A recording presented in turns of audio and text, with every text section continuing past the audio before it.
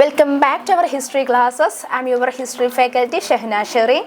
So, നമ്മൾ ഇന്ന് MS University first semester MA History core paper History of World Civilization എന്ന് പറയുന്ന പേപ്പറിലെ second unit ആണ് ഡിസ്കസ് ചെയ്യുന്നത്. ഇവിടെ നമ്മൾ ഇന്ന് ഡിസ്കസ് ചെയ്യുന്ന ടോപ്പിക് എന്ന് പറയുന്നത് നമുക്ക് എല്ലാവർക്കും ഫെമിലിയർ ആയിട്ടുള്ള മെസപ്പൊട്ടേമിയൻ സിവിലൈസേഷനെ കുറിച്ചിട്ടാണ്. നമുക്കറിയാം മെസപ്പൊട്ടേമിയൻ സിവിലൈസേഷൻ എന്ന് പറയുന്നത് വൺ ഓഫ് ദ എന്തായിരുന്നു ബ്രോൺസ് ഏജ് സിവിലൈസേഷൻസിലെ പ്രധാനപ്പെട്ട ഒരു സിവിലൈസേഷനാണ് ഈ മെസപ്പൊട്ടേമിയൻ സിവിലൈസേഷൻ എന്ന് പറയുന്നത് അല്ലേ. നമുക്ക് 4 പ്രധാനപ്പെട്ട ബ്രോൺസ് ഏജ് സിവിലൈസേഷൻസുകളുണ്ട്. ഏതൊക്കെയായിരുന്നു അത്? ഒന്നാമത്തേത് മെസപ്പൊട്ടേമിയൻ സിവിലൈസേഷൻ, രണ്ടാമത്തേത് ഏതായിരുന്നു? Egyptian civilization, 3 Harappan or Indus valley civilization, 4 Chinese civilization. അപ്പോൾ ഈ 4 സിവിലൈസേഷനിൽ വെച്ചിട്ടും ഏറ്റവും ഓൾഡസ്റ്റ് ആയിട്ടുള്ള ആദ്യത്തെ വെങ്കലയുഗ നാഗരികതയാണ് ഈ മെസപ്പൊട്ടേമിയൻ സിവിലൈസേഷൻ എന്ന് പറയപ്പെടുന്നത്. അപ്പോൾ നമ്മൾ മെസപ്പൊട്ടേമിയൻ സിവിലൈസേഷൻസിലേക്ക് വരുന്ന സമയത്ത് ഇന്നത്തെ മോഡേൺ ഇറാഖിലാണ് നമുക്ക് ഈ മെസപ്പൊട്ടേമിയൻ സിവിലൈസേഷൻസിൻ്റെ റിമൈൻസുകൾ കാണാനായിട്ട് സാധിക്കുന്നത്. അപ്പോൾ നമുക്കൊരു ക്വസ്റ്റ്യൻ വരും, എവിടെയാണ് മെസപ്പൊട്ടേമിയൻ സിവിലൈസേഷൻ സ്ഥിതി ചെയ്യുന്നത്? എവിടെയാണ്? ഇറാഖിലാണല്ലേ. നമ്മൾ പറഞ്ഞു കഴിഞ്ഞു, ആൻസർ നമ്മൾ പറഞ്ഞു കഴിഞ്ഞു. എന്തായിരുന്നു? ഇറാഖിലാണ്, മോഡേൺ ഇറാഖിലാണ് മെസപ്പൊട്ടേമിയൻ സിവിലൈസേഷൻ നിലവിലുണ്ടായിരുന്നത്. അപ്പം ഇവിടെ ഈ മെസപ്പൊട്ടേമിയ എന്ന് പറയുന്ന സിവിലൈസേഷൻ ഏകദേശം BC 4000 to 3000 കാലഘട്ടം മുതലാണ് ഈ ഒരു സിവിലൈസേഷൻസ് നമ്മുടെ ലോകത്ത് ആൻഷ്യൻ വേൾഡിൽ ഫ്ലറിഷ് ചെയ്ത് വരുന്നത്. അപ്പം ഇവിടെ ഈ മെസപ്പൊട്ടേമിയ എന്ന് പറയുന്ന ടേമിന് അല്ലെങ്കിൽ ആ ഒരു പേരിന് ഒരു മീനിങ് ഉണ്ട്. നമ്മൾക്കൊക്കെ വളരെ സുപരിചിതമായിട്ടുള്ള ഒരു മീനിങ് തന്നെയാണ്. ദ ലാൻഡ് ബിറ്റ്വീൻ റിവേഴ്സ് എന്നാണ് ഈ മെസപ്പൊട്ടേമിയ എന്ന് പറയുന്ന ടേമിൻ്റെ അല്ലെങ്കിൽ ആ ഒരു വേർഡിൻ്റെ മീനിങ് എന്ന് പറയുന്നത്. ലാൻഡ് ബിറ്റ്വീൻ റിവേഴ്സ്, അതായത് നദികൾക്കിടയിലുള്ള പ്രദേശം. അപ്പോൾ ഏതായിരിക്കും ഈ 2 നദികൾ വരുന്നത്?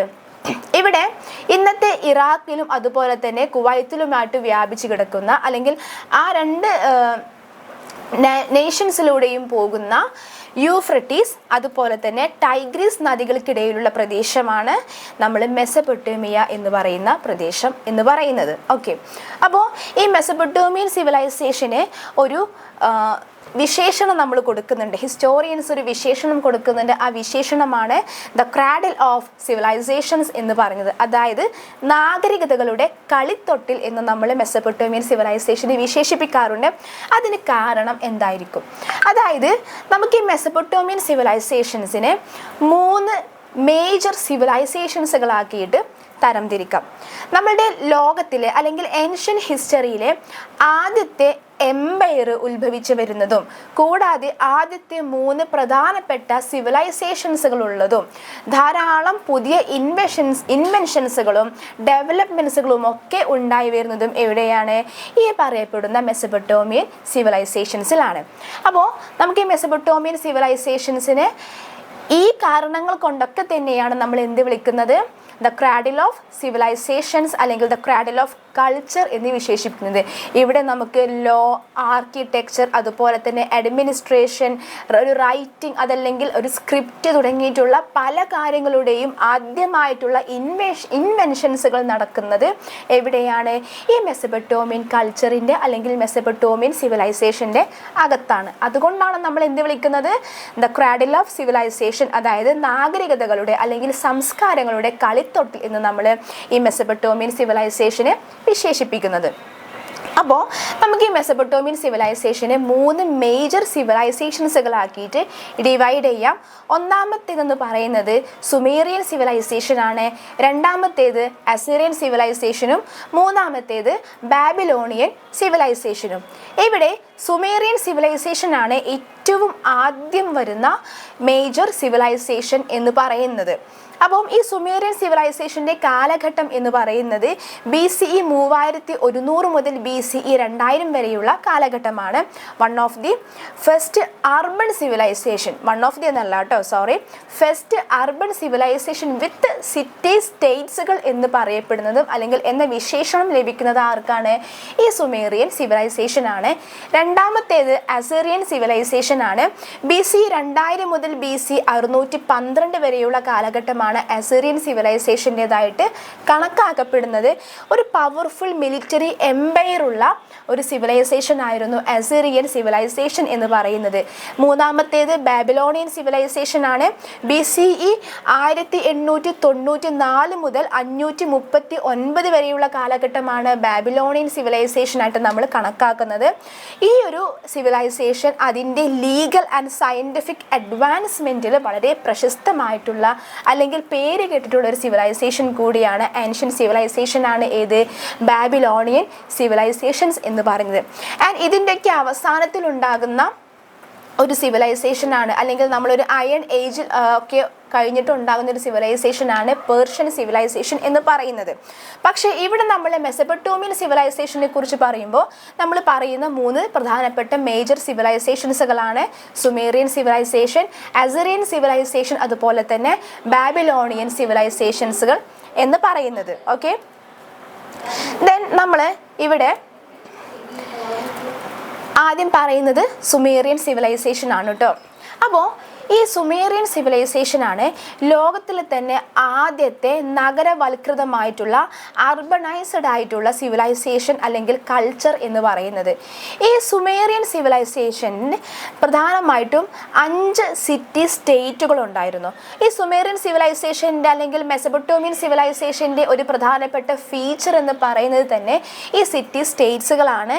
അപ്പം ഈ സുമേറിയൻ അല്ലെങ്കിൽ ഈ മെസപ്പൊട്ടോമിയൻ സിവിലൈസേഷനിലെ ഓരോ city states each and every city സ്റ്റേറ്റ്സുകൾക്കും അവർക്ക് അവരുടേതായിട്ടുള്ള റൂളേഴ്സുകളുണ്ട്. അതായത് അവർക്ക് അവരുടേതായിട്ടുള്ള ഒരു അഡ്മിനിസ്ട്രേഷൻ, ഒരു ഗവേണൻസ് സിസ്റ്റം ഉണ്ട്. അതുപോലെ തന്നെ അവർക്ക് അവരുടേതായിട്ടുള്ള ഒരു ഡെയിറ്റി, ഒരു ദൈവവും ഉണ്ടായിരുന്നു. അപ്പം ഈ ദൈവത്തെ ആരാധിച്ചുകൊണ്ട് ഈ ദൈവത്തിന് വേണ്ടി പണി കഴിപ്പിച്ചിട്ടുള്ള ക്ഷേത്രത്തെ കേന്ദ്രമാക്കിക്കൊണ്ടുള്ള ഒരു സിറ്റി സ്റ്റേറ്റ് ആണ് എവിടെ ഉണ്ടായിരുന്നത്? ഈ മെസപ്പൊട്ടോമിയൻ സിവിലൈസേഷൻ്റെ അകത്ത്, അതല്ലെങ്കിൽ ഈ സുമേറിയൻ സിവിലൈസേഷൻ്റെ അകത്ത് ഉണ്ടായിരുന്നത്.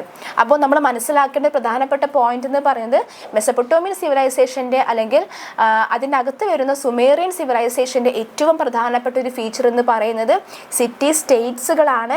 കൂടാതെ അവർക്ക് അവരുടേതായിട്ടുള്ള ഒരു ദെയർ ഓൺ റൂളേഴ്സുകളുണ്ട് ആൻഡ് ദെയർ ഓൺ ഡെയിറ്റീസുകളും ഉണ്ടായിരുന്നു. അപ്പോൾ ഈ സുമേറിയൻ സിവിലൈസേഷനിലെ പ്രധാനപ്പെട്ട ചില സിറ്റി സ്റ്റേറ്റുകളാണ് ഉറുക്, ലഗഷ്, അതുപോലെ തന്നെ നിപ്പൂർ, എറിഡു തുടങ്ങിയിട്ടുള്ളവ. ഉറുക്, ലഗഷ്, എറിഡു, നിപ്പൂർ, ഇങ്ങനെ 5 പ്രധാനപ്പെട്ട സിറ്റി സ്റ്റേറ്റ്സുകളെ ആണ് നമുക്ക് ഈ സുമേറിയൻ സിവിലൈസേഷൻ്റെ അകത്ത് കാണാനായിട്ട് സാധിക്കുന്നത്. അപ്പോൾ നമ്മൾ പൊതുവെ സുമേറിയൻ സിവിലൈസേഷൻ എന്നതിനേക്കാൾ ഉപരി സുമേറിയൻ കൾച്ചർ എന്ന് അല്ലെങ്കിൽ സുമേറിയൻ ജനത എന്നൊക്കെ നമ്മൾ കേൾക്കാറുണ്ട് കേട്ടോ. അതായത് ഈ നമ്മൾ നേരത്തെ പറഞ്ഞു കഴിഞ്ഞു, നമ്മൾ Mesopotamian civilization the cradle of civilization അല്ലെങ്കിൽ ദ ക്രാഡിൽ ഓഫ് കൾച്ചർ എന്നൊക്കെ നമ്മൾ വിശേഷിപ്പിക്കുന്നുണ്ട്. അപ്പോൾ അതുകൊണ്ട് തന്നെ നമുക്കറിയാം ലോകത്തിലെ ഈ പ്രധാനപ്പെട്ട അർബണൈസ്ഡ് കൾച്ചറുകളുടെ ഒരു ആവിർഭാവവും എവിടെ നിന്നുകൊണ്ടാണ് ഉണ്ടാകുന്നത്? ഈ പറയപ്പെടുന്ന സുമേറിയൻ സംസ്കാരവുമായി ബന്ധപ്പെട്ടുകൊണ്ട് അല്ലെങ്കിൽ ഈ മെസപ്പൊട്ടോമിയൻ സംസ്കാരവുമായി ബന്ധപ്പെട്ടുകൊണ്ടാണ് വളർന്നു വരുന്നത്. അപ്പോൾ അത് കൂടാതെ തന്നെ ഈ സുമേറിയൻ ജനതയാണ് കാർഷിക വൃത്തിക്ക് വേണ്ടിയിട്ട് ആദ്യമായിട്ട് ഒരു ഇറിഗേഷൻ സിസ്റ്റം ഡെവലപ്പ് ചെയ്തുകൊണ്ട് വരുന്നതും. അപ്പോൾ പ്രധാനമായിട്ട് നമ്മൾ പറയുന്ന ഈ സുമേറിയൻ ജനതയുടെ പ്രധാനപ്പെട്ട കാര്യങ്ങൾ എന്തൊക്കെയാണ്? ഒന്നാമത്തേത് വൺ ഓഫ് ദ എന്നല്ല, ഏറ്റവും ഓൾഡസ്റ്റ് ആയിട്ടുള്ള ഒരു അർബണൈസ്ഡ് കൾച്ചറും സിവിലൈസേഷനുമാണ് ഏത്? സുമേറിയൻ സിവിലൈസേഷൻ അല്ലെങ്കിൽ സുമേറിയൻ കൾച്ചർ എന്ന് അറിയപ്പെടുന്നത്. കൂടാതെ ഈ സുമേറിയൻ ജനതയുടെ അല്ലെങ്കിൽ സുമേറിയൻ സംസ്കാരത്തിൻ്റെ അല്ലെങ്കിൽ സുമേറിയൻ നാഗരികതയുടെ പ്രധാനപ്പെട്ട ഫീച്ചർ എന്താണ്? ഇവരുടെ സിറ്റി സ്റ്റേറ്റുകളാണ്. അതായത് ഓരോ നഗരങ്ങളെയും ഈ നഗരങ്ങളെ കേന്ദ്രീകരിച്ചുകൊണ്ട് ഈ നഗരങ്ങൾ എന്ന് പറയുന്നത് എങ്ങനെയാണ്? ഒരു ഡെയിറ്റിയെ, ഒരു ദൈവത്തിന് വേണ്ടി നിർമ്മിക്കപ്പെട്ട ക്ഷേത്രത്തെ കേന്ദ്രീകരിച്ചുകൊണ്ട് ഓരോ സിറ്റി സ്റ്റേറ്റ്സിനും ഓരോ സ്പെഷ്യൽ അവരുടേതായിട്ടുള്ള ഭരണാധികാരികളും ഭരണ സംവിധാനങ്ങളുമുള്ള അതിനെ കേന്ദ്രീകരിച്ചു കൊണ്ടുള്ളവയാണ് ഏത്? ഈ ഓരോ സിറ്റി സ്റ്റേറ്റ്സുകളും എന്ന് പറയുന്നത്. അപ്പോൾ ഇവിടെ ഉറുക്, ലഗഷ്, എറിഡു, അതുപോലെ തന്നെ നിപ്പൂർ തുടങ്ങിയിട്ടുള്ള പ്രധാനപ്പെട്ട 5 സിറ്റി സ്റ്റേറ്റുകളാണ് നമുക്ക് ഈ സുമേറിയൻ കൾച്ചറിനകത്ത് അല്ലെങ്കിൽ സുമേറിയൻ സിവിലൈസേഷൻ്റെ അകത്ത് കാണാനായിട്ട് സാധിക്കുന്നത്. കൂടാതെ നമുക്ക് ഈ സുമേറിയൻ ജനതയുടെ കോൺട്രിബ്യൂഷൻസിലേക്ക് പോകുന്ന സമയത്ത് ഈ സുമേറിയൻ ജനതയുടെ ഏറ്റവും പ്രധാനപ്പെട്ട ഒരു കോൺട്രിബ്യൂഷനാണ് ക്യൂണിഫോം സ്ക്രിപ്റ്റ് എന്ന് പറയുന്നത്. അപ്പോൾ ഈ ബ്രോൺസ് ഏജ് കാലഘട്ടത്തിലെ അല്ലെങ്കിൽ ബ്രോൺസ് ഏജ് സിവിലൈസേഷൻ്റെ ഏറ്റവും പ്രധാനപ്പെട്ട ഒരു ഫീച്ചർ എന്തായിരുന്നു? ഒരു റൈറ്റിംഗ് സിസ്റ്റം ഈ പറയപ്പെടുന്ന 4 സിവിലൈസേഷൻസിനും ഉണ്ടായിരുന്നു അല്ലേ? അതായത് നമ്മൾ പറയപ്പെടുന്ന മെസപ്പൊട്ടോമിയൻ സിവിലൈസേഷൻ ആയിക്കോട്ടെ, ഈജിപ്ഷ്യൻ സിവിലൈസേഷൻ ആയിക്കോട്ടെ, ഹാരപ്പൻ സിവിലൈസേഷൻ ആയിക്കോട്ടെ, ചൈനീസ് സിവിലൈസേഷൻ ആയിക്കോട്ടെ, ഈ 4 സിവിലൈസേഷൻസിനും എന്തുണ്ടായിരുന്നു? അവർക്ക് അവരുടേതായിട്ടുള്ള ഒരു റൈറ്റിംഗ് സിസ്റ്റം അല്ലെങ്കിൽ ഒരു സ്ക്രിപ്റ്റ് ഉണ്ടായിരുന്നു. അപ്പോൾ ഇവിടെ മെസപ്പൊട്ടോമിയൻ സിവിലൈസേഷൻസിൻ്റെ അല്ലെങ്കിൽ മെസപ്പൊട്ടോമിയൻ സിവിലൈസേഷൻ്റെ റൈറ്റിംഗ് സിസ്റ്റം ആണ് അല്ലെങ്കിൽ സ്ക്രിപ്റ്റ് ആണ് ക്യൂണിഫോം സ്ക്രിപ്റ്റ് എന്നറിയപ്പെടുന്നത്.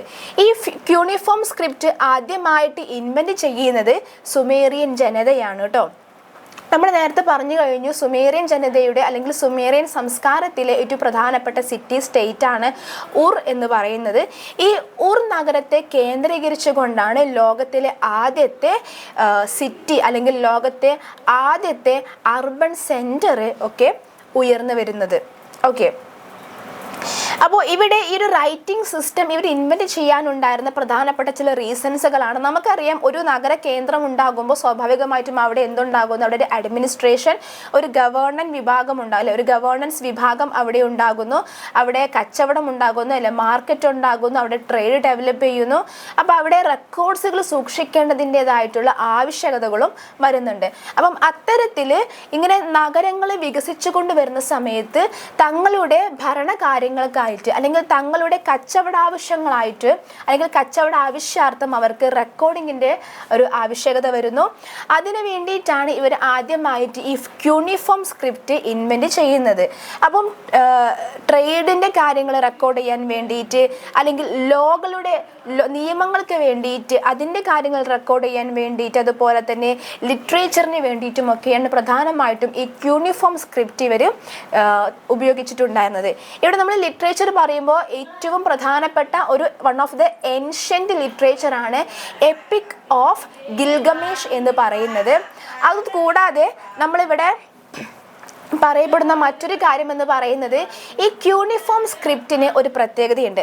അതായത് ഈ ക്യൂണിഫോം സ്ക്രിപ്റ്റിൻ്റെ അകത്ത് വരുന്ന അക്ഷരങ്ങൾ എന്ന് പറയുന്നത് ആപ്പിൻ്റെ ആകൃതിയിലുള്ള, അതായത് ഈ മരച്ചീളുകളുടെ ആകൃതിയിലുള്ള സ്ക്രിപ്റ്റുകളാണ് ഈ ക്യൂണിഫോം സ്ക്രിപ്റ്റ് എന്ന് പറയുന്നത്. വലതു നിന്നും ഇടത്തോട്ടാണ് നമ്മൾ ഈ ക്യൂണിഫോം സ്ക്രിപ്റ്റ് വായിക്കുന്നത്. അതുകൂടാതെ നമ്മൾ ഈ ഇംഗ്ലീഷ് അക്ഷരമാലയിലെ വി, അതുപോലെ തന്നെ നമ്മുടെ ഈ ആണിയുടേതായിട്ടുള്ള ആ രൂപാകൃതിയിലുള്ള ചിഹ്നങ്ങളൊക്കെയുള്ള ഒരു സ്ക്രിപ്റ്റാണ് ഈ ക്യൂണിഫോം സ്ക്രിപ്റ്റ് എന്ന് പറയുന്നത്.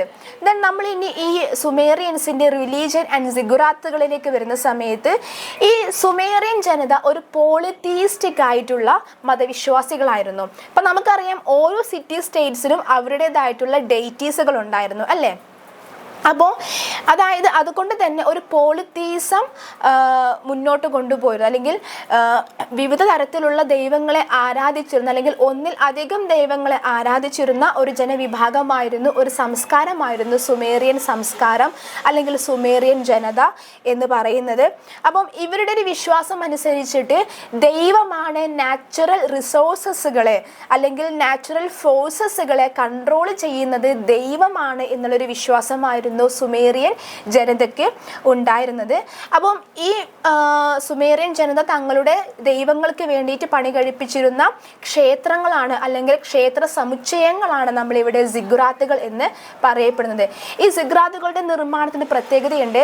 നമ്മൾ ഈ മണ്ണിൽ കൈകൊണ്ട് കുഴച്ചുണ്ടാക്കുന്ന ആ ഒരു മണ്ണ് കൊണ്ട് അല്ലെങ്കിൽ ആ ഒരു ചെളി കൊണ്ട് നിർമ്മിച്ചവയാണ് ഈ ഓരോ സിഗുറാത്തുകളും എന്ന് പറയുന്നത്. അപ്പം ഈ സിഗുറാത്തിൻ്റെ ഒരു ബിൽഡിംഗ് സ്ട്രക്ചർ ഉണ്ട്. അതായത് ഒരു ഗോവണിപ്പടിയുള്ള മുകളിൽ വെള്ള പൂശിയ ഒരു കെട്ടിട സമുച്ചയമാണ് ഈ സിഗുറാത്തുകൾ എന്ന് പറയപ്പെടുന്നത്. അപ്പോൾ നമ്മൾ കൈകൊണ്ട് കുഴച്ച മണ്ണ്, കൈകൊണ്ട് കുഴച്ച അതുകൊണ്ട് നിർമ്മിച്ചിട്ടുള്ള കെട്ടിട സമുച്ചയങ്ങളാണ്, ക്ഷേത്ര സമുച്ചയങ്ങളാണ് ഏതെന്ന് പറയുന്നത് സിഗുറാത്തുകൾ എന്ന് പറയപ്പെടുന്നത്.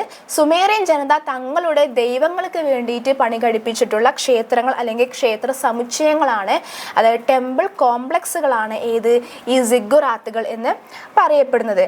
ദെൻ നമ്മൾ ഇവിടുത്തെ ഗവേണൻസിലേക്ക് വരുന്ന സമയത്ത് പ്രധാനമായിട്ടും പ്രീസ്റ്റ് കിങ്ങുകളാണ് ഇവിടെ ഭരിച്ചിട്ടുണ്ടായിരുന്നത്. നമ്മൾ പറഞ്ഞു കഴിഞ്ഞു, ഒരു ക്ഷേത്രത്തെ അല്ലെങ്കിൽ ഒരു ദൈവത്തിന് വേണ്ടി നിർമ്മിച്ചിട്ടുള്ള സിഗുറാത്തുകളെ കേന്ദ്രീകരിച്ചു കൊണ്ടാണ് സുമേറിയൻ ജനതയുടെ ഓരോ സിറ്റി സ്റ്റേറ്റുകളും നിലവിലുണ്ടായിരുന്നത്. അപ്പോൾ അതുകൊണ്ട് തന്നെ ഇവിടെ പ്രീസ്റ്റ് കിങ്ങുകളായിരുന്നു ഭരണകാര്യങ്ങൾ നിർവഹിച്ചിട്ടുണ്ടായിരുന്നെങ്കിൽ ഇവിടുത്തെ റൂളർ എന്തായിരുന്നു? പ്രീസ്റ്റ് കിങ്ങുകൾ ആയിരുന്നു. ഇവർ എൻസി എന്നാണ് അറിയപ്പെട്ടിട്ടുണ്ടായിരുന്നത് കേട്ടോ. ദെൻ അപ്പോൾ ഇവിടെയാണ് നമുക്ക് ഈ സുമേറിയൻ ജനതയിൽ അല്ലെങ്കിൽ സുമേറിയൻ സംസ്കാരത്തിലാണ് നമുക്ക് ഏർലിയസ്റ്റ് നോൺ ലീഗൽ കോഡുകൾ വരുന്നത്. ഈ മെസപ്പൊട്ടേമിയൻ സിവിലൈസേഷനിലെ ഏറ്റവും അറിയപ്പെടുന്ന ലീഗൽ കോഡ് എന്ന് പറയുന്നത് ബാബിലോണിയൻ രാജാവായിരുന്ന ഹമ്മുറാബിയുടെ ലീഗൽ കോഡുകളാണ്. അതിലേക്ക് നമ്മൾ വരുന്നുണ്ട്. പക്ഷെ ആദ്യത്തെ ഏർലിയസ്റ്റ് ലീഗൽ കോഡ് വരുന്നത് എവിടെയാണ്? സുമേറിയൻ സംസ്കാരത്തിൽ ആയിരുന്നു. നമ്മൾ സുമേറിയൻ ജനതയുടെ ടെക്നോളജി ആൻഡ് ഇന്നോവേഷൻസിലേക്ക് വരുന്ന സമയത്ത് വീൽ, അതുപോലെ തന്നെ പ്ലോ, ദെൻ അതുപോലെ തന്നെ സെയിൽ ബോട്ടുകളൊക്കെ ആദ്യമായിട്ട് ഇൻവെന്റ് ചെയ്യുന്നത് ആരാണ്? ഈ പറയപ്പെടുന്ന സുമേറിയൻ സംസ്കാരമാണ്, അല്ലെങ്കിൽ സുമേറിയൻ ജനതയായിരുന്നു. കൂടാതെ ഒരു മാത്തമാറ്റിക്കൽ കോൺസെപ്റ്റ് ആദ്യമായിട്ട് ക്രിയേറ്റ് ചെയ്യുന്നതും ആരാണ്? സുമേറിയൻ ജനതയാണ്. അതായത് ഒരു 60 നമ്പർ സിസ്റ്റം കൊണ്ടുവരുന്നു. 24 അവർ, അതായത് 60 മിനിറ്റുകളുള്ള അല്ലെങ്കിൽ അത്തരത്തിലുള്ള നമ്മളിപ്പോൾ പറയുന്ന 24 അവർ എന്ന് പറയുന്ന ആ ഒരു കോൺസെപ്റ്റ് കൊണ്ടുവരുന്നത് ആദ്യമായിട്ട് ആരാണ്? സുമേറിയൻ ജനതയാണ്. നമ്മളുടെ ഇന്നത്തെ മോഡേൺ ടൈം കീപ്പിങ്ങിൻ്റെ ആ ഒരു ആദ്യത്തെ ഐഡിയ മുഴുവൻ കൊണ്ടുവരുന്നത് തീർച്ചയായിട്ടും ആരായിരുന്നു? ഈ സുമേറിയൻ ജനത ആയിരുന്നു. ഓക്കെ, ഇനി നമ്മൾ രണ്ടാമത് പറയുന്നത് ഈ സുമേറിയൻ ജനതയിൽ അല്ലെങ്കിൽ സുമേറിയൻ സംസ്കാരത്തിൻ്റെ അവസാന കാലഘട്ടങ്ങളിലൊക്കെ ഉണ്ടായി വരുന്ന അല്ലെങ്കിൽ അതിന് ശേഷം ഉയർന്നു വരുന്ന ഒരു പ്രധാനപ്പെട്ട എംപയർ ആണ്. ആ എംപയറിൻ്റെ പേരാണ് അക്കാഡിയൻ എംപയർ എന്ന് പറയുന്നത്. ഓക്കെ, അപ്പോൾ നമ്മളുടെ ലോക ചരിത്രത്തിൽ തന്നെ ആദ്യത്തെ എംപയർ ആണ് ഏത്? ഈ അക്കാഡിയൻ എംപയർ എന്ന് പറഞ്ഞത്. BC 2334 മുതൽ BC 2154 വരെയുള്ള കാലഘട്ടമാണ് അക്കാഡിയൻ എംപയറിൻ്റെ കാലഘട്ടമായിട്ട് നമ്മൾ കണക്കാക്കുന്നത്. അപ്പം ഈ അക്കാഡിയൻ എംപയർ എന്താണ്? The first known empire in history, അല്ലേ? ചരിത്രത്തിലെ ആദ്യത്തെ അറിയപ്പെടുന്ന എംപയർ ആണ് ഏത്? ഈ അക്കാഡിയൻ എംപയർ എന്ന് പറയപ്പെടുന്നത്. അതായത് ഈ സുമേറിയൻ സംസ്കാരത്തിൽ അല്ലെങ്കിൽ സുമേറിയൻ സിവിലൈസേഷൻ്റെ അകത്ത് വരുന്ന മൾട്ടിപ്പിൾ സിറ്റി സ്റ്റേറ്റ്സുകളെ ഒരു സെൻട്രലൈസ്ഡ് ഗവൺമെൻറ്റിന് കീഴിൽ കൊണ്ടുവരുന്ന ആദ്യത്തെ എംപയർ ആണ് അക്കാഡിയൻ എംപയർ എന്ന് പറയുന്നത്. അത് നമ്മൾ നേരത്തെ പറഞ്ഞു കഴിഞ്ഞു, ഓരോ സിറ്റി സ്റ്റേറ്റ്സിനും ഓരോ റൂളേഴ്സുകൾ ഉണ്ടായിരുന്നു എന്നുള്ളത്. പക്ഷേ ഈ എല്ലാ സിറ്റി സ്റ്റേറ്റ്സുകളെയും ഒരുമിച്ച് കൂട്ടി അവിടെ ഒരൊറ്റ സെൻട്രലൈസ്ഡ് അഡ്മിനിസ്ട്രേഷൻ സിസ്റ്റം കൊണ്ടുവരുന്നത് ആരാണ്? ഈ അക്കാഡിയൻ എംപയർ ആയിരുന്നു. അപ്പോൾ ഈ അക്കാഡിയൻ എംപയർ സ്ഥാപിക്കുന്നത് സെർഗൻ ഓഫ് അക്കാഡാണ്. അക്കാഡിലെ സെർഗൻ എന്ന് പറയുന്ന ഭരണാധികാരിയാണ് ഈ അക്കാഡിയൻ എംപയർ സ്ഥാപിച്ചിട്ടുണ്ടായിരുന്നത്. സെർഗൺ ദ ഗ്രേറ്റ് എന്ന് അദ്ദേഹം അറിയപ്പെടുന്നുണ്ട്.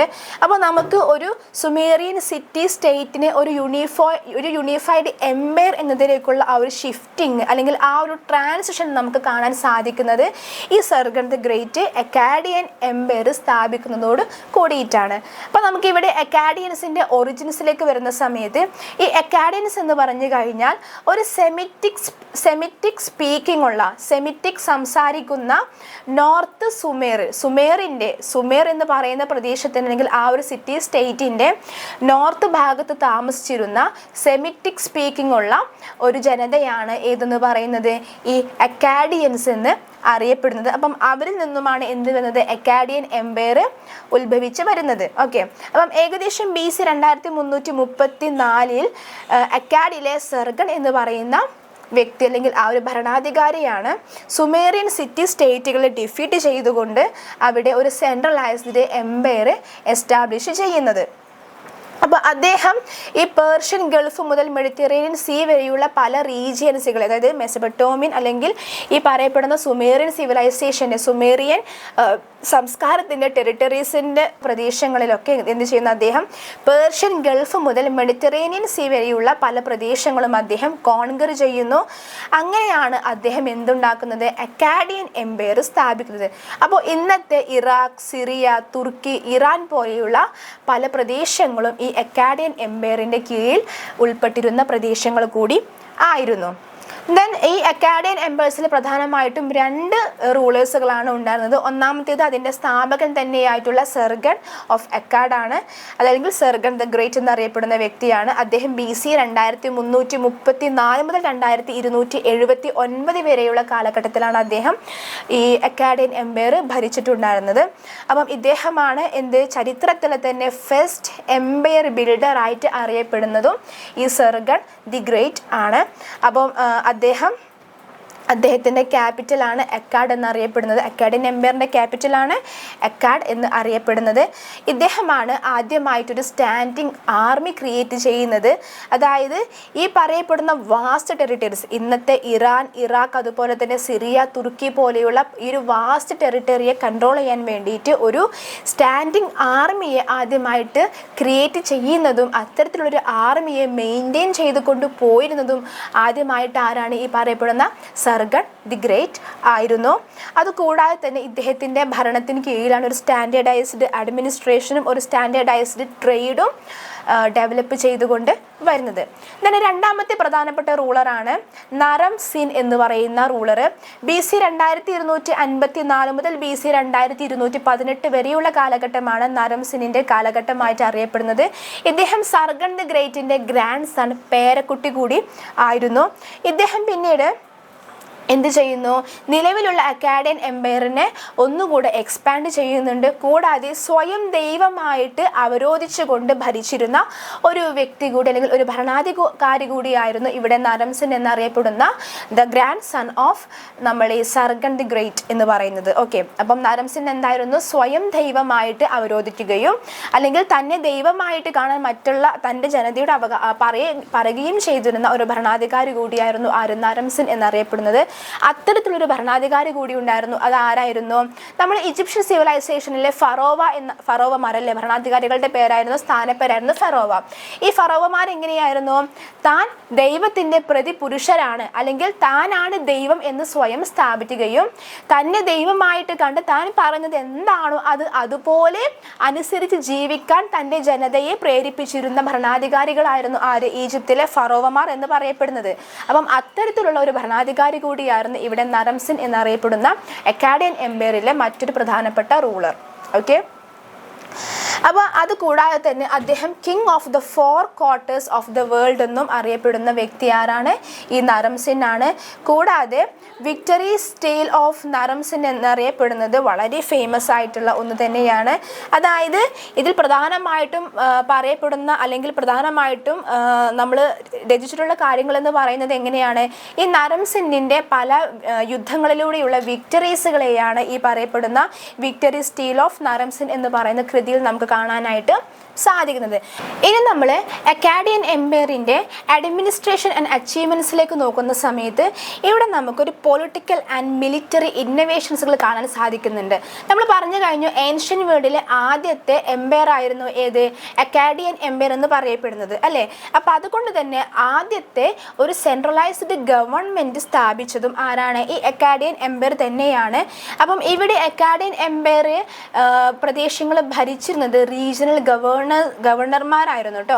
അതായത് NC, ലുഗൽ എന്നൊക്കെ പേരുകൾ അറിയപ്പെട്ടിരുന്ന റീജിയണൽ ഗവർണേഴ്സുകളാണ് ഈ അക്കാഡിയൻ എംപയറിൻ്റെ അകത്തുള്ള ഭരണകാര്യങ്ങൾ നിർവഹിച്ചിട്ടുണ്ടായിരുന്നത്. അവർ അപ്പോൾ ഉള്ള ഡീറ്റെയിൽസുകൾ, അല്ലെങ്കിൽ ഡാറ്റകൾ ആർക്ക് കൊടുക്കുന്നു? രാജാവിന് കൊടുക്കുന്നുണ്ടായിരുന്നു. കൂടാതെ ഈ അക്കാഡിയൻസ് എന്ത് ചെയ്തിട്ടുണ്ടായിരുന്നു? ഒരു പ്രൊഫഷണൽ ആർമി കീപ്പ് ചെയ്തിട്ടുണ്ടായിരുന്നു. അതായത് ഇവരുടെ അക്കാഡിയൻ എംപയറിൻ്റെ ഒരു റാപ്പിഡ് എക്സ്പാൻഷന് വേണ്ടിയിട്ട്, വളരെ പെട്ടെന്നുള്ള ആ ഒരു എക്സ്പാൻഷന് വേണ്ടിയിട്ട് ഒരു പ്രൊഫഷണൽ ആർമിയെയും ഇവിടെ അക്കാഡിയൻ എംപയർ അല്ലെങ്കിൽ അക്കാഡിയൻ ഗവൺമെൻറ് കീപ്പ് ചെയ്തുകൊണ്ട് അല്ലെങ്കിൽ മെയിൻറ്റെയിൻ ചെയ്തുകൊണ്ട് വന്നിട്ടുണ്ടായിരുന്നു. ദെൻ നമ്മൾ ഇവിടുത്തെ കൾച്ചറൽ ആൻഡ് ലിംഗ്വിസ്റ്റിക് ഇമ്പാക്ട്സിലേക്ക് വരുന്ന സമയത്ത് ഇവിടെ നമ്മൾ അക്കാഡിയൻ ലാംഗ്വേജിൻ്റെ ഗ്രാജുവൽ ആയിട്ടുള്ള ഒരു വളർച്ച കാണുന്നുണ്ട്. അതായത് സുമേറിയൻ ലാംഗ്വേജിനെ റീപ്ലേസ് ചെയ്തുകൊണ്ട് എന്ത് വരുന്നുണ്ട്? അക്കാഡിയൻ ലാംഗ്വേജ് വരുന്നുണ്ട്. അതായത് മെസപ്പൊട്ടേമിയയിൽ തന്നെ മറ്റു പ്രധാനപ്പെട്ട ലാംഗ്വേജ് ആയിട്ട് വളർന്നു വരുന്ന ഒന്നാണ് ഏത്? അക്കാഡിയൻ ലാംഗ്വേജ് എന്ന് പറയപ്പെടുന്നത് കേട്ടോ. അതായത് ആദ്യം സുമേറിയൻസിൻ്റെ ലാംഗ്വേജ് വരുന്നു, അവിടെ നമ്മൾ ക്യൂണിഫോം സ്ക്രിപ്റ്റ് കാണുന്നു. ഇവിടെയും ക്യൂണിഫോം സ്ക്രിപ്റ്റ് തന്നെയാണ്, പക്ഷെ അവിടെ വരുന്നത് ഏത് ലാംഗ്വേജ് ആണ്? അക്കാഡിയൻ ലാംഗ്വേജ് ആണ് കേട്ടോ. അപ്പം ഈ അക്കാഡിയൻ ക്യൂണിഫോം സ്ക്രിപ്റ്റ് പിന്നീട് എന്തായി മാറുന്നുണ്ട്? റെക്കോർഡ് കീപ്പിങ്ങിൻ്റെ സ്റ്റാൻഡേർഡ് ഫോമായിട്ട് മാറുന്നതും പിന്നീട് ഏതാണ്? ഈ അക്കാഡിയൻ ക്യൂണിഫോം സ്ക്രിപ്റ്റ് ആയിരുന്നു. അതായത് അക്കാഡിയൻ ലാംഗ്വേജ് ഗ്രാജുവലി എന്ത് ചെയ്യുന്നുണ്ട്? ഈ പറയപ്പെടുന്ന സുമേറിയൻ ലാംഗ്വേജിനെ റീപ്ലേസ് ചെയ്യുന്നുണ്ട്. അതോട് കൂടിയിട്ട് അക്കാഡിയൻ ക്യൂണിഫോം എന്തായിട്ട് മാറുന്നു? പിന്നീടുള്ള ഒരു സ്റ്റാൻഡേർഡ് ഫോർ റെക്കോർഡ് കീപ്പിംഗ് ആയിട്ട് മാറുകയാണ് ചെയ്യുന്നത്. ദെൻ ഇനി നമ്മളിവിടെ ഈ അക്കാഡിയൻസിൻ്റെ ട്രേഡ് ആൻഡ് എക്കോണമിയിലേക്ക് വരുന്ന സമയത്ത് ഈ അക്കാഡിയൻസ് ഇവരുടെ എംപയറിനകത്തുള്ള വാസ്റ്റ് ആയിട്ടുള്ള ട്രേഡ് റൂട്ടുകളെയൊക്കെ ഇവർ കൺട്രോൾ ചെയ്ത് കൊണ്ടുവന്നിട്ടുണ്ടായിരുന്നു. അതായത് ഗോൾഡ്, സിൽവർ, കോപ്പർ, ടിമ്പർ പോലെയുള്ള പല ഗുഡ്സുകളുടെയും ഒക്കെ ഈ ട്രേഡിൽ അതിൻ്റെയൊക്കെ നിയന്ത്രണം മുഴുവനായിട്ടും ഏറ്റെടുത്തിട്ടുണ്ടായിരുന്നത്, മുഴുവനായിട്ടും കൺട്രോൾ ചെയ്തിട്ടുണ്ടായിരുന്നത് ഈ അക്കാഡിയൻസ് ആയിരുന്നു. ദെൻ ഇനി നമ്മൾ അക്കാഡിയൻസിൻ്റെ ഡിക്ലൈൻ ആൻഡ് ഫോളിലേക്ക് പോകുന്ന സമയത്ത് ഈ അക്കാഡിയൻ എംപയറിനെ പല രീതിയിലുള്ള പല വിധത്തിലുള്ള ഇൻറ്റേർണൽ സ്ട്രൈഫുകളും റെബല്യൻസുകളും അതല്ലെങ്കിൽ എക്സ്റ്റേണൽ ഗ്രൂപ്പുകളുടെ പ്രഷറുകളുമൊക്കെ ഫേസ് ചെയ്യേണ്ടതായിട്ട് വന്നിട്ടുണ്ട്. ഇൻറ്റർണൽ കോൺഫ്ലിക്റ്റുകളും വരുന്നുണ്ട്, അതേസമയം തന്നെ എക്സ്റ്റേണൽ ത്രെട്ടനിങ്സുകളും എക്സ്റ്റേണൽ കോൺഫ്ലിക്റ്റുകളും ഈ അക്കാഡിയൻ എംപയറിന് നേരെ വരുന്നുണ്ട് കേട്ടോ. ഫോർ എക്സാമ്പിൾ ഗൂട്ടിയൻസിൻ്റെയൊക്കെ എക്സ്റ്റേണൽ ത്രെട്ടനിങ്സുകൾ ആർക്ക് വരുന്നുണ്ട്? ഈ അക്കാഡിയൻ എംപയറിന് നേരെ വരുന്നുണ്ട്. ഏകദേശം BC 2154 ഗൂട്ടിയൻസ് അക്കാഡ് ഇൻവേഡ് ചെയ്യുന്നു. അക്കാഡ് എന്താണ്? അക്കാഡിയൻ എംപയറിൻ്റെ തലസ്ഥാനമാണ് ഏത്? അക്കാഡ് എന്ന് പറയുന്ന പ്രദേശം അല്ലെങ്കിൽ സിറ്റി അല്ലേ. അപ്പം BC 2154 ഗൂട്ടിയൻസ് ഈ അക്കാഡ് എന്ന് പറയുന്ന അക്കാഡിയൻ എംപയറിൻ്റെ തലസ്ഥാനത്തെ ഇൻവേഡ് ചെയ്യുന്നു. അതോട് കൂടിയിട്ട് ഈ എംപയറിൻ്റെ കൊളാപ്സ് ഉണ്ടാകുകയാണ് ചെയ്യുന്നത്. ഓക്കെ, ഈ എംപയറിൻ്റെ അക്കാഡിയൻ എംപയറിൻ്റെ തകർച്ചയ്ക്ക് ഒരു പ്രധാനപ്പെട്ട കാരണം എന്ന് പറയുന്നത്, മൂല കാരണം എന്ന് പറയുന്നത് ഏതായിരുന്നു?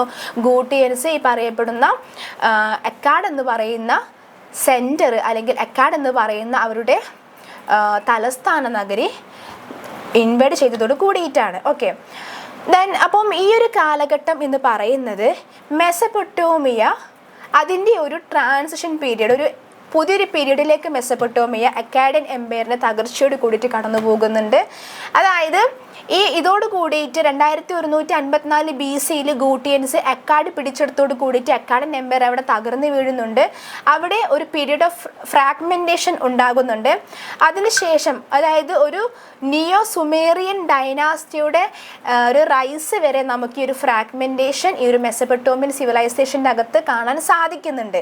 ഈ നിയോ സുമേറിയൻ സിവിലൈസേഷൻ അതല്ലെങ്കിൽ ഉർ തേർഡ് സിവിലൈസേഷൻ അല്ലെങ്കിൽ ഉർ തേർഡ് ഡൈനാസ്റ്റി എന്നും ഈ നിയോ സുമേറിയൻ ഡൈനാസ്റ്റി അറിയപ്പെടുന്നുണ്ട്. അപ്പം ഈ ഒരു ഡൈനാസ്റ്റിയുടെ ഒരു ഉദയം വരെയുള്ളൊരു കാലഘട്ടം ഏതാണ്? ഈ മെസപ്പൊട്ടോമിയൻ സിവിലൈസേഷൻ്റെ ഒരു ഫ്രാഗ്മെൻറ്റേഷൻ പീരീഡ് ആയിട്ട് കൂടി നമ്മളിവിടെ കണക്കാക്കുന്നുണ്ട്. ഓക്കെ, ദെൻ നമ്മൾ അക്കാഡിയൻ എംപയറിൻ്റെ ലെഗസിയിലേക്ക് നോക്കുന്ന സമയത്ത് first multi ethnic empire in ഹിസ്റ്ററിയാണ് ഏത്? ഈ പറയപ്പെടുന്ന അക്കാഡിയൻ എംപയർ എന്ന് പറയപ്പെടുന്നത്. മറ്റൊരു കാര്യമാണ് ഒരു പൊളിറ്റിക്കൽ മോഡൽസ്, അതായത് ഇന്നത്തെ ലേറ്റർ മെസപ്പൊട്ടോമിയൻ എംപയേഴ്സ്, അതായത് ബാബിലോണിയൻ എംപയേഴ്സ് ആയിക്കോട്ടെ അസിറിയൻ എംപയേഴ്സ് ആയിക്കോട്ടെ, അത്തരത്തിലുള്ള ലേറ്റർ മെസപ്പൊട്ടോമിയൻ എംപയേഴ്സിനെ ഇൻഫ്ലുവൻസ്ഡ് ആയിക്കൊണ്ടുള്ള ഒരു പൊളിറ്റിക്കൽ മോഡൽസ് എസ്റ്റാബ്ലിഷ് ചെയ്യുന്നത് ആരാണ്? ഈ അക്കാഡിയൻ എംപയേഴ്സ് ആയിരുന്നു. അതൊരു മറ്റൊരു ലെഗസിയാണ്. അതുപോലെ തന്നെ മറ്റൊന്നാണ് നൂറ്റാണ്ടുകളായിട്ട് എന്തുണ്ടാകുന്നു, ഈ അക്കാഡിയൻ എംപയേഴ്സ് വന്നതോട് കൂടിയിട്ട് ഒരു ധാരാളം സെഞ്ചുറീസുകളിൽ എന്തുണ്ടാകുന്നുണ്ട്? ആ ഒരു പ്രദേശം അക്കാഡിയൻ ലാംഗ്വേജ് ആണ് അവിടെ നിലവിലുണ്ടായിരുന്നത്. അപ്പം അക്കാഡിയൻ ലാംഗ്വേജ് കൊണ്ട് നമുക്ക് നൽകിയതും അതുപോലെ തന്നെ ഒരു പൊളിറ്റിക്കൽ മോഡൽസുകൾ കൊണ്ടുവന്നതും ആദ്യത്തെ multi ethnic empire in history ആയിട്ടും ഒക്കെ നമുക്ക് ലെഗസിയുള്ള ഒന്നാണ് ഏത്? ഈ അക്കാഡിയൻ എംപയർ എന്ന് പറയപ്പെടുന്നത്. അപ്പം ഇത്രയുമാണ് നമുക്ക് അക്കാഡിയൻ എംപയറിനെ കുറിച്ച് പറയുവാനായിട്ടുള്ളത്. ദെൻ ഇനി നമ്മൾ മൂവ് ചെയ്യുന്നത് അല്ലെങ്കിൽ നമ്മൾ പറയുന്നത് അസിറിയൻ സിവിലൈസേഷനെ കുറിച്ചിട്ടാണ് കേട്ടോ. ഇവിടെ അസിറിയൻ സിവിലൈസേഷൻ എന്ന് പറയുന്നത് BC 2000 മുതൽ BC 612 വരെയുള്ള ഒരു കാലഘട്ടമായിരുന്നു കേട്ടോ. അപ്പോൾ നമ്മൾ പറഞ്ഞു കഴിഞ്ഞു ആദ്യത്തെ മേജർ സിവിലൈസേഷൻ അല്ലെങ്കിൽ ആദ്യത്തെ major culture of Mesopotamian civilization ഏതായിരുന്നു? സുമേറിയൻ സിവിലൈസേഷൻ ആയിരുന്നു. രണ്ടാമത്തെ പ്രധാനപ്പെട്ട സിവിലൈസേഷൻ ആണ് അസിറിയൻ സിവിലൈസേഷൻ. അപ്പോൾ അവിടെ കൺഫ്യൂഷൻ വരരുത്, അക്കാഡിയൻ എംപയർ ആണ് കേട്ടോ, ഒരിക്കലും അക്കാഡിയൻ സിവിലൈസേഷൻ അല്ല. സുമേറിയൻ സിവിലൈസേഷൻ്റെ അവസാന നാളുകളിൽ സുമേറിയൻ സിറ്റി സ്റ്റേറ്റ്സുകളെ യൂണിഫൈ ചെയ്തുകൊണ്ട് ഉയർന്നു വന്ന ആദ്യത്തെ എംപയർ അല്ലെങ്കിൽ ആദ്യമായിട്ട് ഒരു സെൻട്രലൈസ്ഡ് അഡ്മിനിസ്ട്രേഷൻ ലോകത്ത് സ്ഥാപിച്ച ഒരു എംപയർ ആണ് ഏത്? അക്കാഡിയൻ എംപയർ എന്ന് പറയുന്നത്. അപ്പോൾ ഈ സുമേറിയൻ സിവിലൈസേഷന് ശേഷം വരുന്ന പ്രധാനപ്പെട്ട മറ്റൊരു സിവിലൈസേഷൻ ആണ് ഇവിടെ അസിറിയൻ സിവിലൈസേഷൻ എന്ന് പറയപ്പെടുന്നത്. അപ്പം ഈ അസിറിയൻ സിവിലൈസേഷൻ്റെ കാലഘട്ടം BCE 2000 മുതൽ BCE 612 വരെയുള്ള കാലഘട്ടമാണ് കേട്ടോ. ഇവിടെ അസിറി എന്ന് പറഞ്ഞു കഴിഞ്ഞാൽ ഇന്നത്തെ ഇറാഖിൽ, അതായത് മെസപ്പൊട്ടോമിയയുടെ നോർത്തേൺ ഭാഗങ്ങളിലാണ് ഈ അസിറിയൻ സിവിലൈസേഷൻ നിലവിൽ ഉണ്ടായിരുന്നത്. അപ്പം തുടക്കത്തിൽ ഒരു സ്മോൾ കിങ്ഡമായിട്ട് ഉയർന്നു വന്ന ഈ ഒരു അസിറിയൻ സിവിലൈസേഷൻ എന്ന് പറയുന്നത് പിന്നീട് ഒരു വാസ്റ്റ് എംപയർ ആയിട്ട് മാറുന്ന കാഴ്ച നമുക്ക് കാണാൻ സാധിക്കുന്നുണ്ട്. അതായത് ഒരു സിവിലൈസേഷൻ ആദ്യം ഒരു സ്മോൾ കിങ്ഡമായിട്ടായിരുന്നു അസിറിയൻ സിവിലൈസേഷൻ അല്ലെങ്കിൽ അസിറിയൻ എംപയർ ഉണ്ടായിരുന്നത്. അതിനുശേഷം എന്താകുന്നു? അതൊരു വാസ്റ്റ് എംപയർ ആയിട്ടാണ് അസിറിയ മാറുന്നത്. അപ്പോൾ ഇന്നത്തെ ഇറാഖിലെ അല്ലെങ്കിൽ മെസപ്പൊട്ടോമിയയുടെ നോർത്തേൺ ഭാഗത്ത് നിലവിലുണ്ടായിരുന്ന സിവിലൈസേഷനാണ് അസിറിയൻ സിവിലൈസേഷൻ എന്ന് പറയുന്നത്. അപ്പം ഈ അസിറിയൻ സിവിലൈസേഷനിലെ പ്രധാനപ്പെട്ട സിറ്റികളാണ് അസുർ, നീനവ, നിമ്രു തുടങ്ങിയിട്ടുള്ളവ. അതിൽ ഏറ്റവും പ്രധാനപ്പെട്ട സിറ്റിയാണ് നീനവ എന്ന് പറയപ്പെടുന്നത്. ഈ നീനവയിൽ ഇന്നും എക്സ്കവേഷൻസുകൾ നടന്നുകൊണ്ടിരിക്കുകയാണ്. നമ്മൾ ജസ്റ്റ് ഗൂഗിളൊക്കെ സെർച്ച് നമുക്ക് അറിയാൻ പറ്റും. നീനവ എക്സ്കവേഷൻ അടിച്ചു കൊടുത്താൽ മതി കേട്ടോ. ധാരാളം എക്സ്കവേഷൻസുകൾ, പര്യവേക്ഷണങ്ങൾ ഒക്കെ അവിടെ ഇന്നും നടന്നുകൊണ്ടിരിക്കുകയാണ്. അപ്പോൾ ഇവിടെ ഈ അസിറിയൻ സിവിലൈസേഷന് നമ്മൾ പറഞ്ഞു കഴിഞ്ഞ ഒരു വാസ്റ്റ് എംപയർ ആയിട്ട് മാറുന്നുണ്ടെന്നുള്ളത്. അപ്പം അവിടെ തീർച്ചയായിട്ടും എന്തുണ്ടാകും? ഒരു മിലിറ്ററി ഫോഴ്സ് ഉണ്ടാകും അല്ലേ? അപ്പം ഈ അസിറിയൻസിന് ഒരു അഡ്വാൻസ്ഡ് ആയിട്ടുള്ളൊരു മിലിറ്ററി ആർമി ഉണ്ടായിരുന്നു. അതായത് പല അയൺ വെപ്പൺസുകൾ യൂസ് ചെയ്യുന്ന, കാവൽറി യൂസ് ചെയ്യുന്ന, വാർഫെയറുകളുള്ള ഒരു സ്ട്രോങ് ആയിട്ടുള്ള ഒരു ആർമി, ഒരു മിലിറ്ററി ഫോഴ്സ് ആർക്കുണ്ടായിരുന്നു? ഈ അസിറിയൻസിന് ഉണ്ടായിരുന്നു.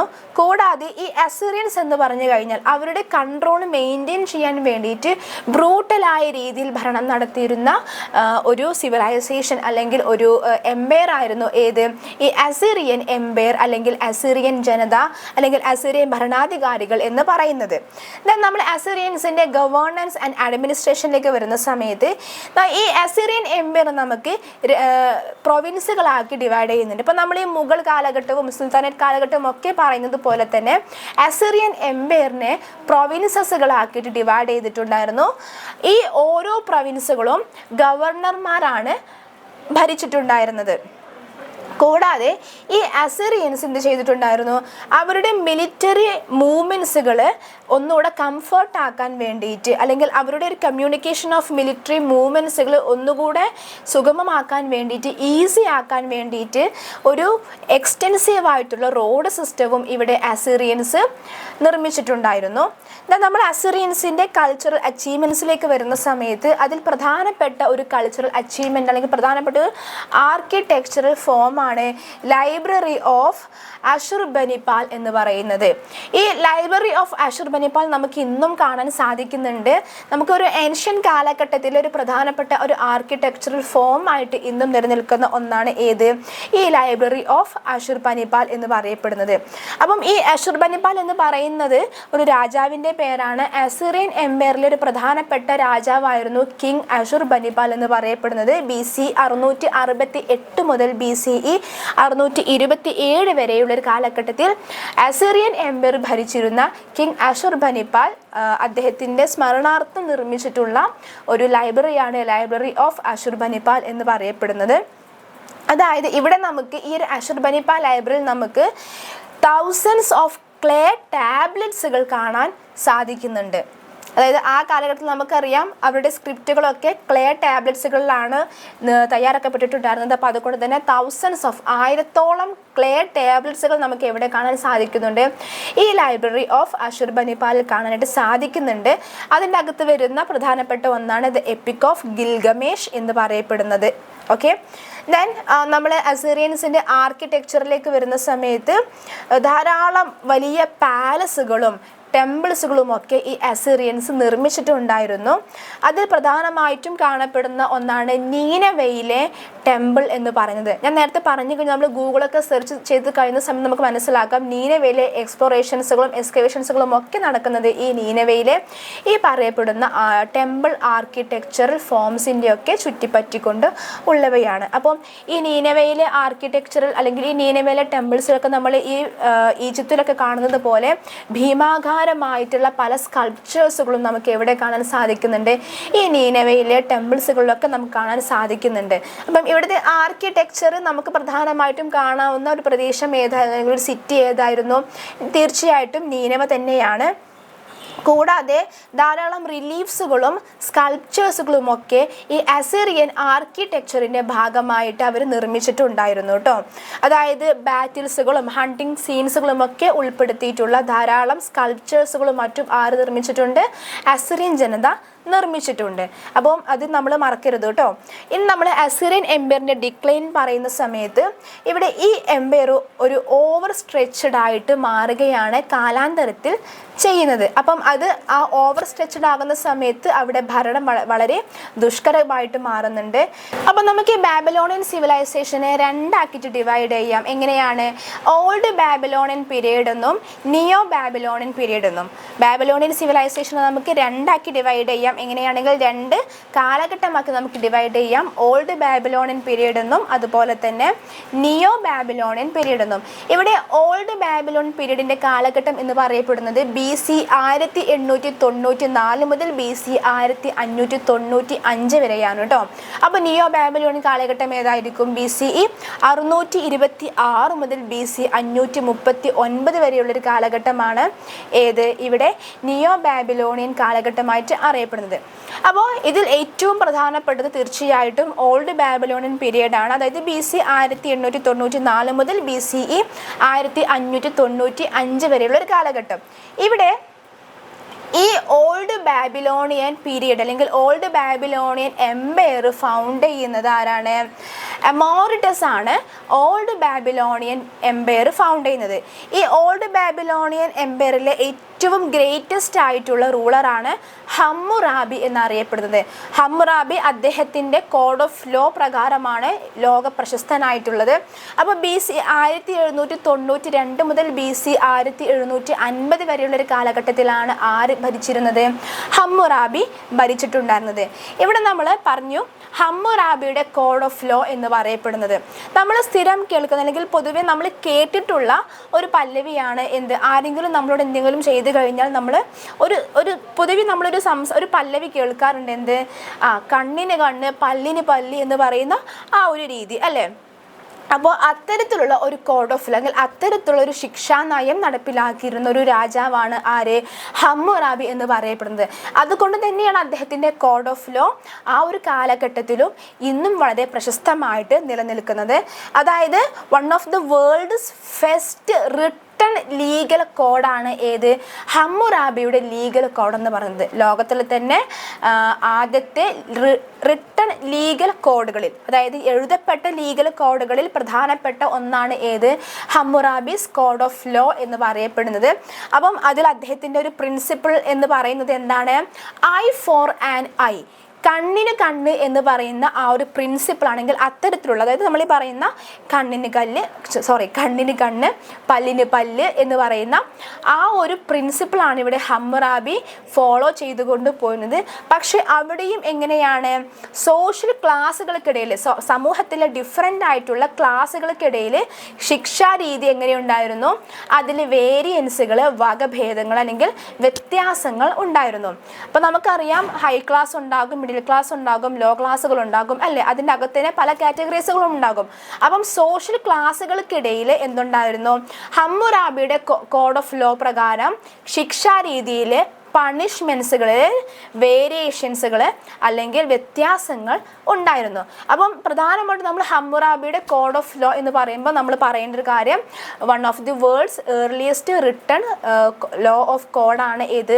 ഹമ്മുറാബീസ് കോഡ് ഓഫ് ലോ എന്ന് പറയപ്പെടുന്നത്. അദ്ദേഹത്തിൻ്റെ അതിലത്തെ ഒരു പ്രിൻസിപ്പിൾ എന്ന് പറഞ്ഞത് ഐ ഫോർ ആൻ ഐ, കണ്ണിന് കണ്ണ് എന്ന് പറയുന്ന ആ ഒരു പ്രിൻസിപ്പിളാണ് അദ്ദേഹം ഫോളോ ചെയ്തിട്ടുണ്ടായിരുന്നത്. ഓക്കെ, ഇനി നമ്മൾ പറയുന്നത് നിയോ ബാബിലോണിയൻ പീരീഡ് ആണ്. അപ്പോൾ കാലഘട്ടം ഏതാണ്? BC 626 മുതൽ BC 539 വരെയുള്ള കാലഘട്ടമാണ് ഏത്? നിയോ ബാബിലോണിയൻ പീരീഡ് എന്ന് പറയുന്നത്. ഇവിടെ ഈ നിയോ ബാബിലോണിയൻ പീരീഡിലാണ് ബാബിലോണ് അതിൻ്റെ ഒരു പവർ ഗെയിൻ ചെയ്തുകൊണ്ട് വരുന്നത്. ബാബിലോൺ പ്രശസ്തമായിട്ടുള്ള ഒരു സെൻറ്റർ പവറായിട്ട് മാറുന്നത് ഈ നിയോ ബാബിലോണിയൻ കാലഘട്ടത്തിലാണ്. അതായത് കിങ് നെബുക്കദ്നെസർ സെക്കൻഡിൻ്റെ കാലഘട്ടത്തിലാണ് ഇവിടെ ബാബിലോൺ അതിൻ്റെ പവർ, അതിൻ്റെ ഒരു അധികാരം, അതിൻ്റെ ഒരു ശക്തി ഗെയിൻ ചെയ്തു കൊണ്ടുവരുന്നത് ഈ ആരുടെ കാലഘട്ടത്തിലാണ്? കിങ് നെബുക്കദ്നെസർ സെക്കൻഡിൻ്റെ കാലഘട്ടത്തിൽ ആയിരുന്നു. അപ്പം ഇവിടെ നെബുക്കദ്നെസർ സെക്കൻഡിൻ്റെ ഭരണകാലഘട്ടം എന്ന് പറയുന്നത് ഏതാണ്? BCE 605 മുതൽ BCE 562 വരെയുള്ള ഒരു കാലഘട്ടം ആയിരുന്നു. അപ്പോൾ ഈ നിയോ ബാബിലോണിയൻ കാലഘട്ടത്തിലെ പ്രധാനപ്പെട്ട 2 ആർക്കിടെക്ചറൽ ഫോമുകളാണ്. ഒന്ന് ഹാങ്ങിങ് ഗാർഡൻസ് ഓഫ് ബാബിലോൺ എന്നറിയപ്പെടുന്നത്. അപ്പം ഈ ഹാങ്ങിങ് ഗാർഡൻസ് ഓഫ് ബാബിലോൺ എന്ന് പറയുന്നത് one of the 7 wonders of the ancient world ആണ് കേട്ടോ. അപ്പോൾ ഈ ഹാങ്ങിങ് ഗാർഡൻസ് ഓഫ് ബാബിലോൺ എന്ന് പറയപ്പെടുന്നത് one of the 7 wonders of ancient world ആണ് അല്ലേ. അതുകൂടാതെ തന്നെ മറ്റൊരു പ്രധാനപ്പെട്ട ആർക്കിടെക്ചറൽ ഫോമാണ് ഏത്? ഇഷ്താർ ഗേറ്റ് എന്ന് അറിയപ്പെടുന്നത്. അതായത് ബാബിലോൺ സിറ്റീസിലേക്ക് ഒരു ഗ്രാൻഡ് എൻട്രൻസ് ആണ് ഏത്? ഇഷ്താർ ഗേറ്റ് എന്ന് പറയപ്പെടുന്നത്. അപ്പം ഈ പറയപ്പെടുന്ന ഹാങ്ങിങ് ഗാർഡൻസ് ഓഫ് ബാബിലോണും അതുപോലെ തന്നെ ഈ ഇഷ്താർ ഗേറ്റും എന്താണ്? പ്രധാനപ്പെട്ട ബാബിലോണിയൻ ആർക്കിടെക്ചറൽ ഫോമുകളാണ്. അല്ലെങ്കിൽ നമുക്കതിന് കാണാൻ സാധിക്കുന്ന ഈ ബാബിലോണിയൻ എംപയറിനെ, പ്രത്യേകിച്ച് നിയോ ബാബിലോണിയൻ പീരീഡ് കാലഘട്ടത്തിലെ ആ ഒരു എംപയറിൻ്റെ പ്രതീകമായിട്ട് നമ്മൾ കാണുന്ന 2 പ്രധാനപ്പെട്ട വാസ്തുവിദ്യ ശൈലികളാണ്, അല്ലെങ്കിൽ വാസ്തുവിദ്യ രൂപങ്ങൾ, ശില്പങ്ങളാണ് ഏത്? ഈ പറയപ്പെടുന്ന ഹാങ്ങിങ് ഗാർഡൻസ് ഓഫ് ബാബിലോണും അതുപോലെ തന്നെ ഇഷ്താർ ഗേറ്റ് എന്ന് പറയപ്പെടുന്നതും. ദെൻ നമ്മളിനി ഈ ബാബിലോണിയൻ സിവിലൈസേഷൻ്റെ സയൻറ്റിഫിക് ആൻഡ് ആസ്ട്രോണമിക്കൽ അഡ്വാൻസ്മെൻറ്റിലേക്ക് നോക്കുന്ന സമയത്ത്, അതായത് ഒരു അക്യുറേറ്റ് കലണ്ടർ അതുപോലെ തന്നെ ഒരു ആസ്ട്രോണമിക്കൽ റെക്കോർഡ്സുകളും ആദ്യമായിട്ട് കൊണ്ടുവരുന്നത് ആരാണ്? ഈ ബാബിലോണിയൻ സിവിലൈസേഷൻസുകളാണ് കേട്ടോ. അതായത് ഒരു അക്യുറേറ്റ് ആയിട്ടുള്ള ഒരു കലണ്ടറും അതുപോലെ തന്നെ ഒരു ആസ്ട്രോണമിക്കൽ റെക്കോർഡ്സുകളും ആദ്യമായിട്ട് ഡെവലപ്പ് ചെയ്തെടുക്കുന്നത് ആരാണ്? ഈ ബാബിലോണിയൻ സിവിലൈസേഷൻസുകളാണെങ്കിൽ ബാബിലോണിയൻ ജനതയാണ്. അതുപോലെ തന്നെ നമുക്കൊരു മാത്തമാറ്റിക്കൽ കോൺട്രിബ്യൂഷൻസുകളും ഈ പറയപ്പെടുന്ന ബാബിലോണിയൻ ജനത നൽകുന്നുണ്ട്. ഇപ്പം ഈ അൽജിബ്ര പോലെയുള്ള മാത്തമാറ്റിക്കൽ കോൺട്രിബ്യൂഷൻസുകളൊക്കെ നൽകുന്ന ഒരു വിഭാഗമാണെങ്കിൽ, ഒരു ജനതയാണ്, ഒരു സംസ്കാരമാണ് ഏതെന്ന് പറയുന്നത് ഈ ബാബിലോണിയൻ ജനത എന്ന് പറയപ്പെടുന്നത്. ഇനി നമ്മൾ ബാബിലോണിയൻ സിവിലൈസേഷൻ്റെ ഡിക്ലൈനിലേക്ക് നോക്കുന്ന സമയത്ത് പേർഷ്യൻ റൂളേഴ്സിന്, അല്ലെങ്കിൽ പേർഷ്യൻ എംപയറിൻ്റെ ഒരു ഇൻവേഷൻ അല്ലെങ്കിൽ ഒരു കോൺകറോട് കൂടിയിട്ടാണ് ഇവിടെ ബാബിലോണിയൻ സിവിലൈസേഷൻ അല്ലെങ്കിൽ ബാബിലോണിയൻ എംപയറിൻ്റെ ഡിക്ലൈൻ നടക്കുന്നത്. അതായത് Persian one of the greatest Persian ruler ആയിരുന്ന Cyrus the great BC 539 Babylon ആക്രമിച്ചുകൊണ്ട് തകർക്കുന്നു. അതോടുകൂടിയിട്ട് ബാബിലോണിയൻ എംപയർ അവിടെ തകരുകയാണ് ചെയ്യുന്നത് കേട്ടോ. ദെൻ പിന്നീട് ഈ ബാബിലോൺ എന്തായിട്ട് മാറുന്നു? പേർഷ്യൻ എംപയറിൻ്റെ ഭാഗമായിട്ട് മാറുകയാണ് ചെയ്യുന്നത്. അപ്പോൾ ഇത്രയും കാര്യങ്ങളാണ് നമുക്ക് ഈ മെസപ്പൊട്ടേമിയ സിവിലൈസേഷനെ കുറിച്ചിട്ട് വളരെ ചുരുങ്ങിയ സമയത്തിനുള്ളിൽ പറഞ്ഞു പോകാനായിട്ട് ഉള്ളത്. നമ്മൾ ഇതിലും കൂടുതൽ ഡീറ്റെയിൽ ആയിട്ട് പറയുമ്പോൾ എന്താ സംഭവിക്കുന്നത്? നമുക്ക് വലിയൊരു ടൈം ഇതിന് വേണ്ടിയിട്ട് വരുന്നുണ്ട്. അപ്പോൾ നമുക്ക് ചുരുങ്ങിയ രൂപത്തിൽ മെസപ്പൊട്ടേമിയൻ സിവിലൈസേഷൻ എന്താണെന്നും അതിൻ്റെ കാലഘട്ടം ഏതാണെന്നും മെസപ്പൊട്ടേമിയൻ സിവിലൈസേഷൻ്റെ പ്രധാനപ്പെട്ട ഫീച്ചേഴ്സുകൾ, മെസപ്പൊട്ടേമിയൻ സിവിലൈസേഷനിലെ പ്രധാനപ്പെട്ട 3 സിവിലൈസേഷൻസുകൾ, അതിൽ വരുന്ന എംപയേഴ്സുകളൊക്കെ പറഞ്ഞു വരുമ്പം ഒരു ചെറിയ ഒരു സമയപരിധിക്കുള്ളിൽ നിന്നുകൊണ്ട് നമുക്ക് പറയുവാൻ സാധിക്കുന്ന മാക്സിമം ഡീറ്റെയിൽസുകളൊക്കെ നമുക്കിവിടെ ഇതിൽ പറഞ്ഞിട്ടുണ്ട്. ക്ലാസ്സുകളൊക്കെ നിങ്ങൾക്ക് എല്ലാവർക്കും മനസ്സിലായിട്ടുണ്ടാവും എന്ന് കരുതുന്നു. ഇതോടുകൂടി നമ്മളുടെ ഇന്നത്തെ ക്ലാസ് ഇവിടെ വൈൻഡ് അപ്പ് ചെയ്യാണ്. And thank you for listening. This is iBrid campus. Thank you so much.